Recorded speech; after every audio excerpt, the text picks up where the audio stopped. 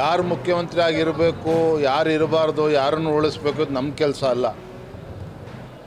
ಆಡಳಿತ ಪಕ್ಷದಲ್ಲಿ ಅವರೇ ಹೊತ್ತು ಸಚಿವರು, ಶಾಸಕರೇ ಹೊತ್ತು ದಿನ ಬೆಳಗಾದ್ರೆ ಹೊತ್ತು ಬಡ್ದಾಡ್ತಾ ಇದ್ದಾರೆ.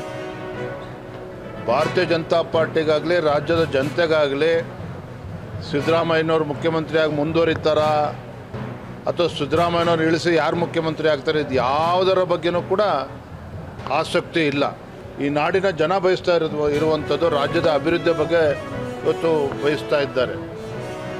ಬಡವರು ಇವತ್ತು ಅಭಿವೃದ್ಧಿ ಕೆಲಸ ಆಗಬೇಕು, ರೈತರು ಇವತ್ತು ತಮ್ಮ ಸಂಕಷ್ಟಕ್ಕೆ ರಾಜ್ಯ ಸರ್ಕಾರ ನೆರವಿಗೆ ಬರಬೇಕು ಅಂತೇಳಿ ಬಯಸ್ತಾ ಇದ್ದಾರೆ. ಆದರೆ ಎಲ್ಲವನ್ನೂ ಮರೆತು ಇವತ್ತು ಬೀದಿ ಜಗಳ ಇವತ್ತೇನು ಪ್ರಾರಂಭ ಆಗಿದೆ.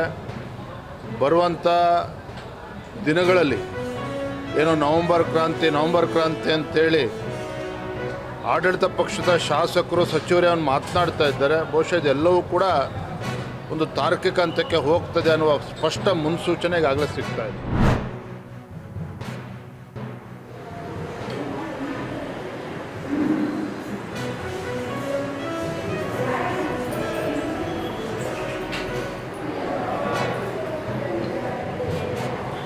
ಕರೆಕ್ಟ್ ಅಲ್ವಾ? ಇಮೇಲ್ ಇದೆ ನಿಮ್ಮದು, ಒ ಟಿ ಪಿ ಬಂತ ಮತ್ತೆ. ಎಷ್ಟು ಜನ ಅವಲಂಬನೆ ಆಗಿದ್ದಾರೆ ಅಲ್ಲಿಂದ ಇಲ್ಲಿಂದ? ಮಾಡಬೇಕಂತಂದ್ರೂ ಸಮಾಜದಲ್ಲಿ ತುಂಬ ಕಷ್ಟನೇ ಆಗ್ತಿದೆ. ಕೆಲವರು ನಮ್ಮ ಒಂದು ಕೆಲಸಕ್ಕೆ ಒಂದು ಗೌರವ ಕೊಡ್ತಿದ್ದಾರೆ. ನಾನು ಗೋಪಿಂಗ್ ಕ್ಯಾಬ್ ಓಡಿಸ್ಬೇಕಾದ್ರೆ ತುಂಬ ಕಸ್ಟಮರ್ಸ್ ಬರೋರು, ಫೀಮೇಲ್ ಕಸ್ಟಮರ್ಸು ತುಂಬ ನನಗೆ ತುಂಬ ಗೌರವ ಕೊಡ್ತಿದ್ರು. ಪರವಾಗಿಲ್ಲಮ್ಮ ಓಡಿಸ್ತಾಯಿದ್ರೆ ಅಂತ ಹೇಳ್ಬಿಟ್ಟು. ಸೊ ನಾನು ಅದೇ ಉತ್ಸಾಹದಿಂದ ಓಡಿಸ್ತಿದ್ದೆ. ಸ್ವಲ್ಪ ಸ್ಮಾಲ್ ಇನ್ಸಿಡೆಂಟಿಂದ ಇವಾಗ ನನ್ನ ಕಾರನ್ನು ಬೇರೆ ಡ್ರೈವರ್ ಕೊಟ್ಟು ಇವಾಗ ನಾನು ಬೇರೆ ಕೆಲಸದಲ್ಲಿ ನಾನು ಮಾಡ್ಕೊಳ್ತಾ ಹೋಗ್ತಿದ್ದೀನಿ. ಕಮಿಟೀಸ್ ಯಾರೂ ಇಲ್ಲಿ ಬರೋದಿಲ್ಲ ಗೌರ್ಮೆಂಟ್ ಹಾಸ್ಪಿಟ್ಲಿಗೆ. ಅವ್ರಿರೋ ಜಾಗದಲ್ಲೇ ಹೋಗ್ಬಿಟ್ಟು TG ಸರ್ವೆ ಮಾಡಿದ್ರೆ ತುಂಬ ಅನುಕೂಲ ಅನಿಸುತ್ತೆ.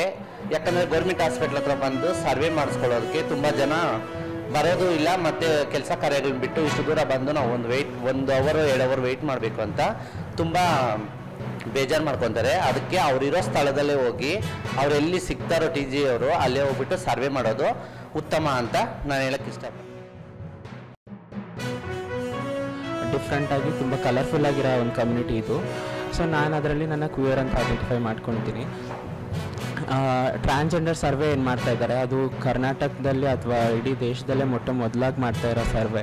ಸೊ ಅದರಿಂದ ನನಗೆ ತುಂಬ ಖುಷಿ ಆಗ್ತಾಯಿದೆ. ಬಿಕಾಸ್ ಕಮ್ಯುನಿಟಿಯವ್ರಿಗೆ ಏನೋ ಒಂದು ಯೂಸ್ಫುಲ್ ಆಗಬೇಕು ಅಂತೇಳ್ಬಿಟ್ಟು ಅಂತ ಕರ್ನಾಟಕ ಫಸ್ಟ್ ಸ್ಟೆಪ್ ತಗೊಂಡಿದೆ. ಸೊ ನನಗೆ ತುಂಬ ಖುಷಿ ಆಗ್ತಾಯಿದೆ. ಅದೇ ಥರ ಕರ್ನಾಟಕದಲ್ಲೇ ಫಸ್ಟು 1% ರಿಸರ್ವೇಷನ್ ಕೂಡ ಬಂದಿದೆ.